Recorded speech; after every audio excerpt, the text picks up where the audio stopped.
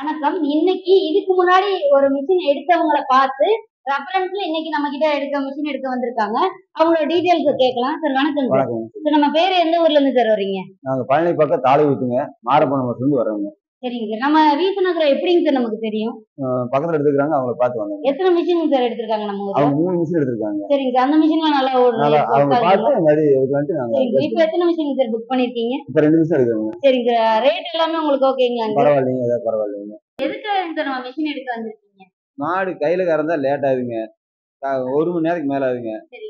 ஒரு மாடு கறக்கிறதுக்கு எவ்வளவு நேரம் சார் ஆகுது? கிட்டத்தட்ட 15 நிமிஷம் ஆகும் குறைஞ்சது. 15 நிமிஷம் ஆகுது. அப்போ 6 மாடு கறக்கிறதுக்கு 1 மணி நேரம் ஆயிடும். 1 மணி நேரம் ஆகும். 1 மணி நேரத்துக்கு மேலே ஆகுங்க. அது இல்லாம வேற என்னென்ன கஷ்டம் சார் இருக்கு? சோடெல்லாம் வலிக்குங்க. ஒரு மாட்டுக்கு ஒருக்கா கை கழுவிட்டு மீண்டும் மீண்டும் வந்து கறக்கணும். இன்ஃபெக்ஷன் ஆகும். அந்த வேலையில இருக்காது இல்லைங்க. இதுல நீட்டா பண்ணிக்கலாம்.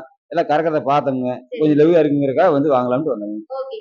எல்லாரும் எடுக்கலாம். நல்ல முறைக்கு பயன்படுத்துறாங்க. நல்லா இருக்குங்க இது. ஓகே. ரொம்ப நன்றி. நன்றி.